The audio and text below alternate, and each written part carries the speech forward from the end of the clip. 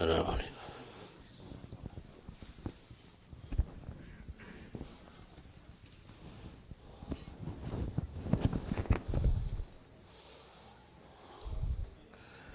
بسم الله.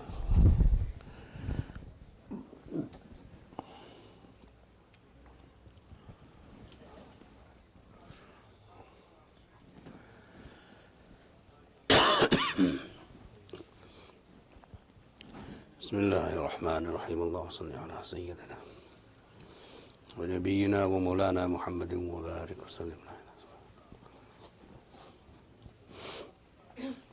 الحمد لله وكفى وسلاما على عباده الذين اصطفى. أما بعد, Allah subhanahu wa ta'ala has created us and He has given us all of these gifts and bounties, inamat, blessings, so that we can live our lives in a very productive way and we can serve Allah through those gifts. Allah subhanahu wa ta'ala's fadl is so huge on us that He provides for us the means by which we serve Him. If He didn't provide these means, we would not be able to serve Him. He provides for us the sun, the moon, the stars, the earth, air, water, everything, so that we may utilize these benefits, animals, vegetation, plants, everything in the world Allah subhanahu wa ta'ala has created for us. وَالَّذِي خَلَقَ لَكُم مَا فِي الْأَرْضِ جَمِيعًا. He is the one who has created everything for you. So the utility and the use of all of these gifts, inamat, is for the human being. Allah subhanahu wa ta'ala has no need for these inamat and these blessings and these gifts. Allah doesn't need water, so He doesn't drink water. Allah doesn't need food, so He doesn't eat food.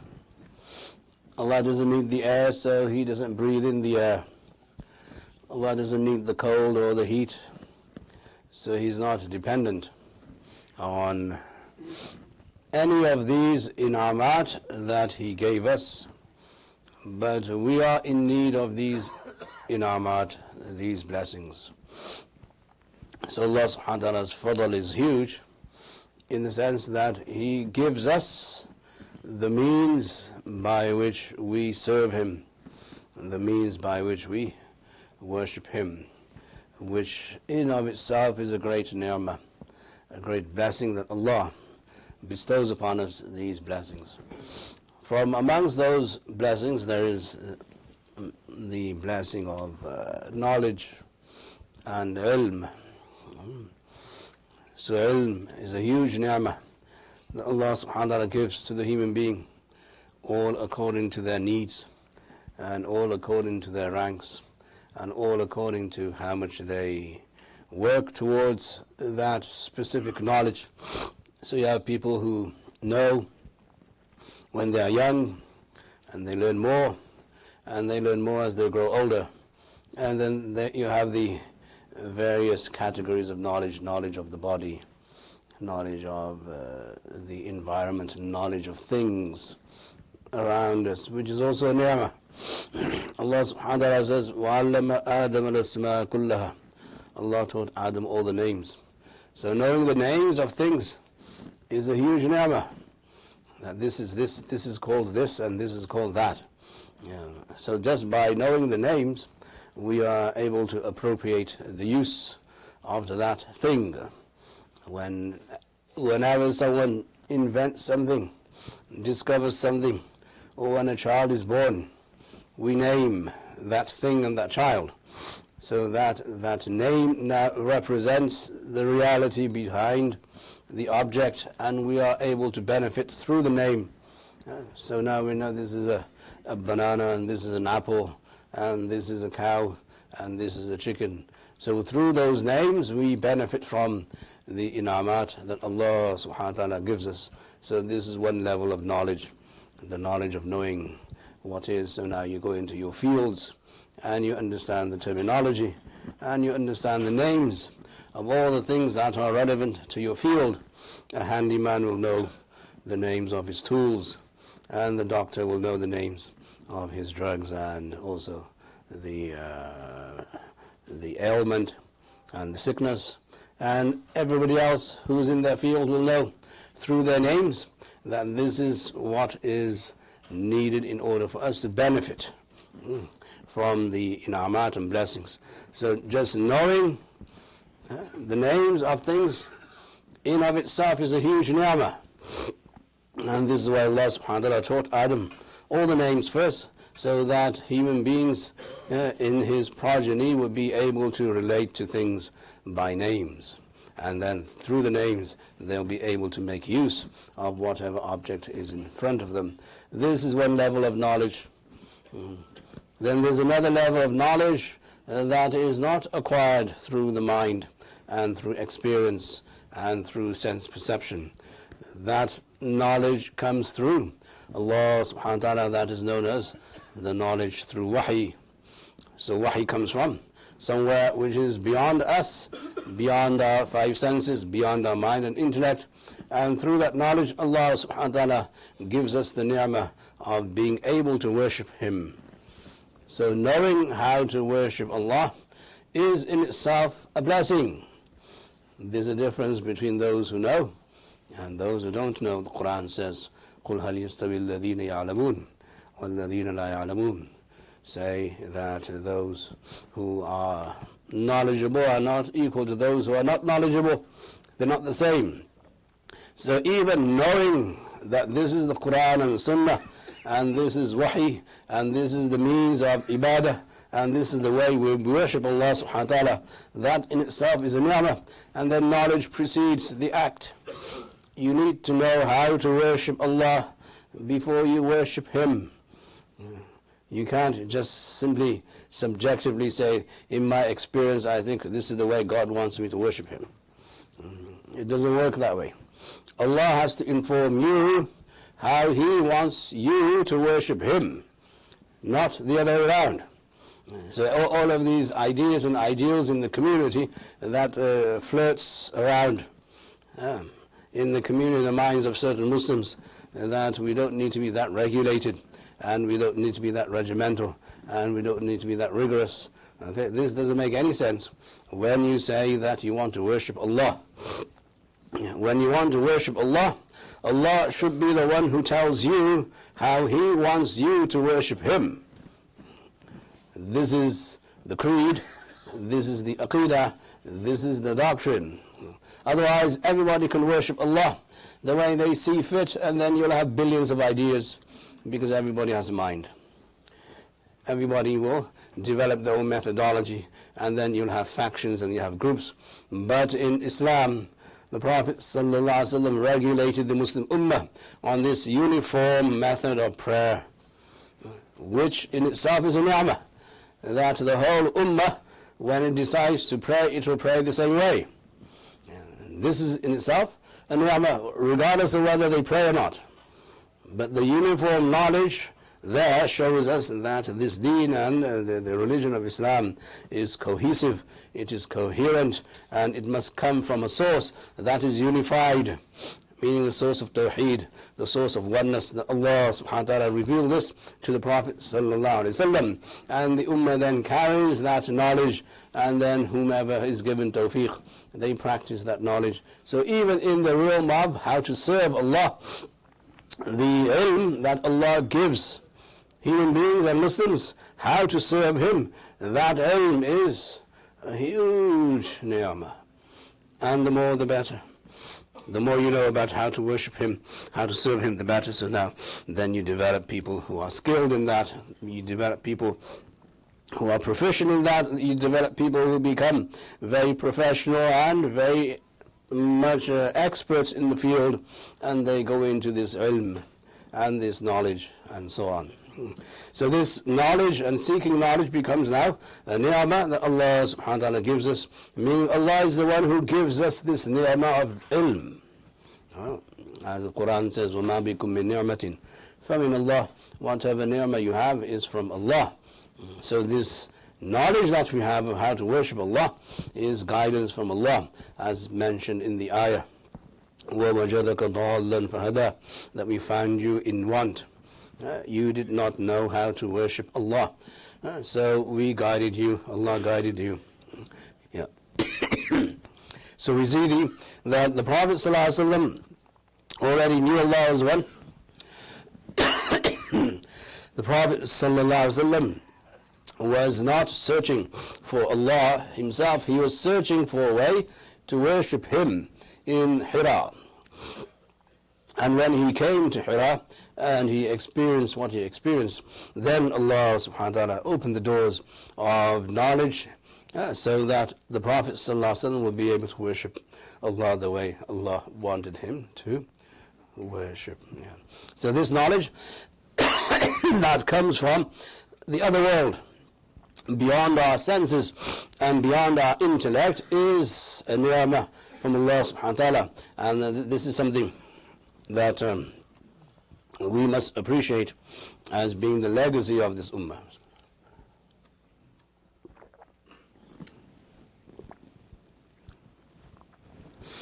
This ummah is built upon ilm.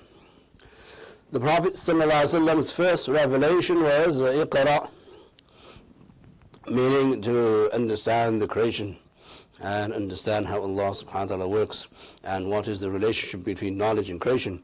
This is how Allah subhanahu wa ta'ala begins the introduction to the Quran, that this ummah is the ummah of ilm, of knowledge.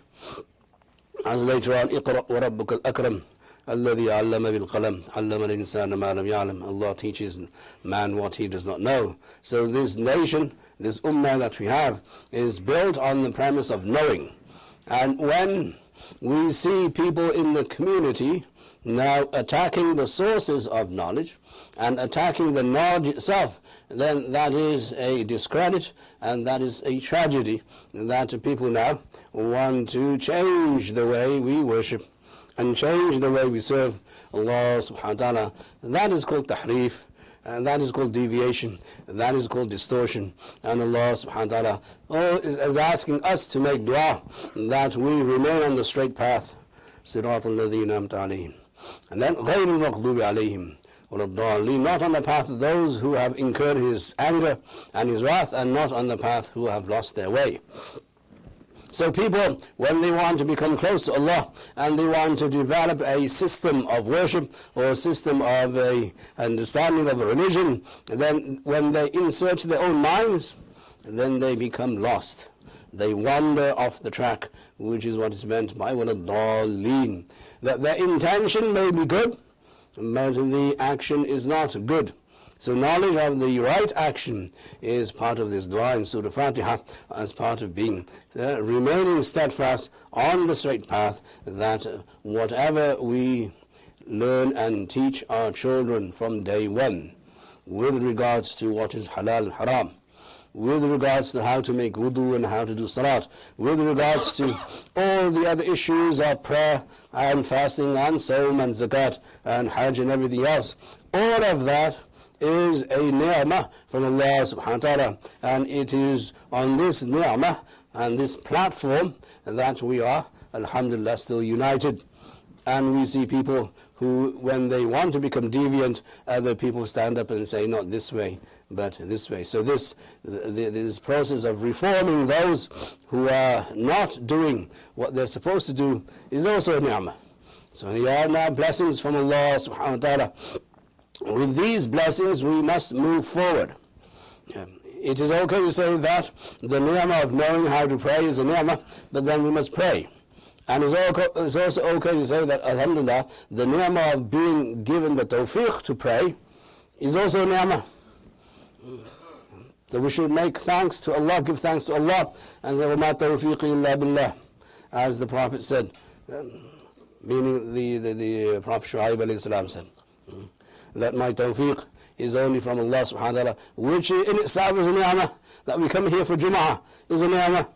We should see this as a ni'mah, as a positive, and that's what I'm trying to say today, that whatever we do for Islam, with Islam and through Islam is a ni'mah. Is a ni'mah. And when we see this as a ni'mah, is positive reinforcement. That this is Allah's fadl on us, that we're able to do this, and we must take it as a positive and not something that's robotic and mechanical. That we come here every week, or we come here every day, or we do this every day 5 times a day, or we do this once a month, once a year, and once in a lifetime. That's all fine. But the approach and the mindset should be that Allah is the one who is blessing us with these opportunities and these abilities and this tawfiq to do what pleases Him. And this, if we see this as a ni'mah, then we'll be able to export it and offer this to someone else. But if we don't see what we are doing as a ni'mah, and we just do it because it's a cultural obligation, or something that we do just by rote, is mechanical, is robotic, then we will not share this with other people. When you love something, then you will share that something with you. As the Quran says, لَن تَنَالُوا الْبِرَّ حَتَّى تُنْفِقُوا مِمَّا تُحِبُّونَ. That those who understand birr, understand kindness and goodness, they will reach piety only when they spend from what they love. So if you don't love the idea of praying, and if you don't love the idea of knowing how to pray, then you will not share this. When you have something good in you, you can export it, you can give it to other people. That's called infaq, that's called sharing and giving to others. So this ummah is now premised also on giving. So one is knowledge, and the other is infaq fi sabilillah, giving in the path of Allah subhanahu wa ta'ala. And this giving, as the Prophet ﷺ said, doesn't require money all the time. Sometimes it does.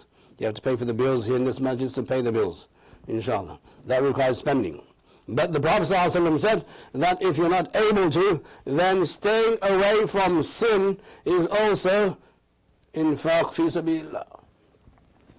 Saving yourself from sin is protecting the environment. This comes in hadith. That saying subhanallah is infaq fi sabilillah. That doing this, helping somebody is ma'roof, is a kind deed. So now, in order for us to appreciate, we must be in the spirit of giving all the time, even when we are silent, even when we are not doing anything that is haram. We must see that also as a ni'mah. And this is what the hadith teaches us, and this is what the hadith taught the Sahaba, that if they could not engage in good deeds, they saved themselves from bad deeds. But this is how you develop the community.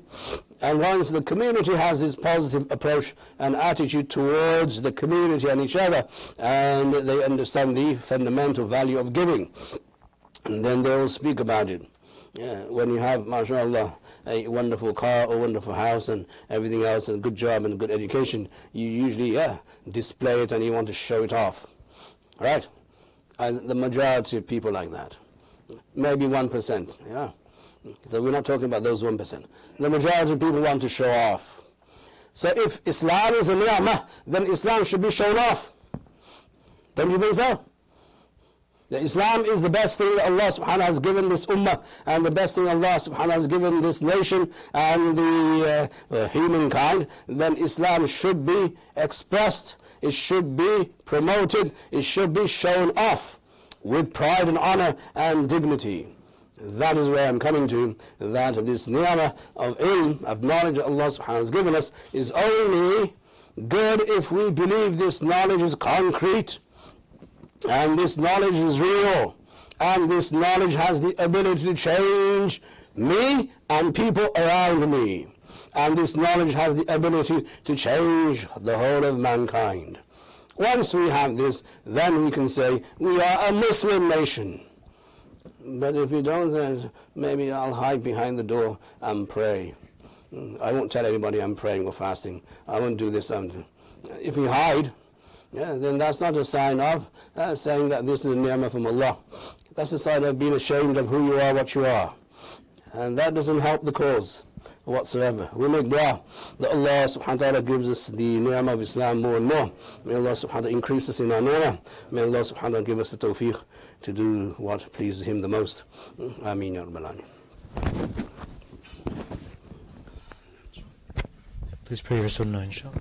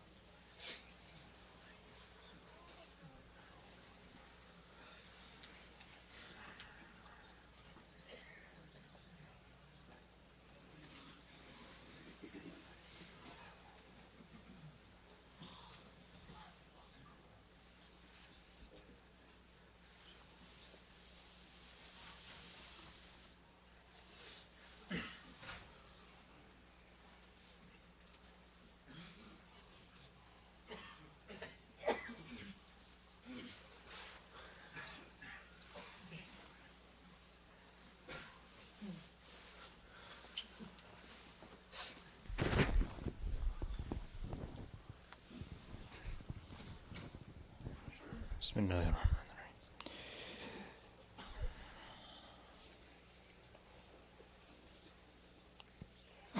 First announcement, inshallah, for tonight. As we have been announcing previously, our new Hifz program is starting, inshallah, full-time Hifz for girls and also part-time after-school program for boys and girls. The classes will start, inshallah, January 29th, Monday. There are flyers on the doors. Inshallah, take a look at them for more details. And if you would like to enroll your children in these programs, you can do it online through our website. Secondly, tomorrow, inshallah, after Dhuhr prayer, we have the Dawah seminar with Dr. Sabil from Gain Peace. Dhuhr Salat is 1:30. This is just an introductory seminar. It's not a workshop. Please attend that. Thirdly, alhamdulillah, we have organized a youth night at MSI on Friday, January 26th, after Isha Salat. Before Isha Salat, there will be a special sisters program. We encourage all young sisters between 14 and 25 to attend. After Isha, we have a guest speaker, Sheikh Saad Qadri, and there will be a special boys program late night afterwards, inshallah. So that's again January 26th, Friday after Isha. Alhamdulillah, we have 4 new board members, inshallah. There will be no need for elections. Only 4 people were nominated. So inshallah, their names have been posted on the notice board a bit in front of the wudu area.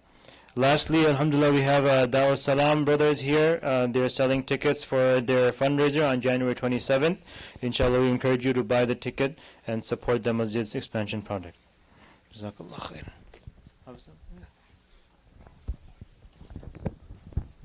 थोड़ा इस तरफ हो जाए.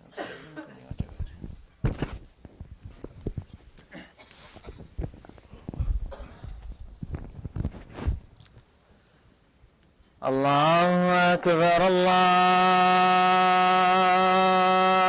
Akbar,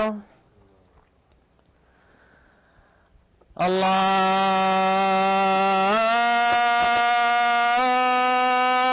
Akbar, Allahu Akbar. أشهد أن لا إله إلا الله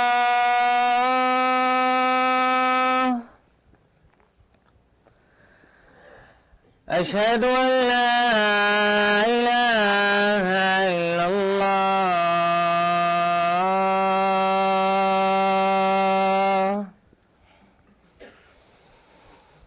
أشهد أن محمدا رسول الله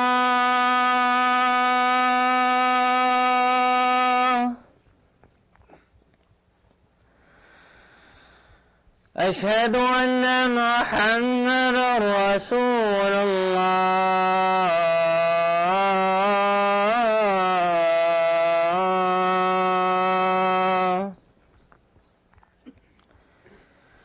حي على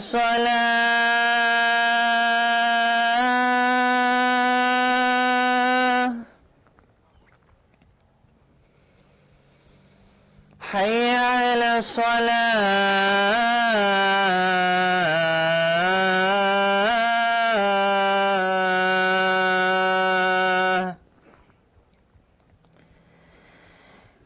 حي على الفلاح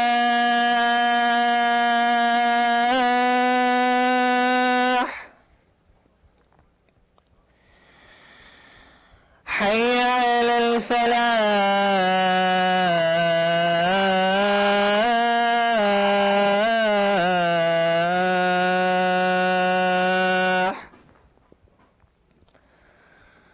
الله أكبر الله أكبر لا إله إلا الله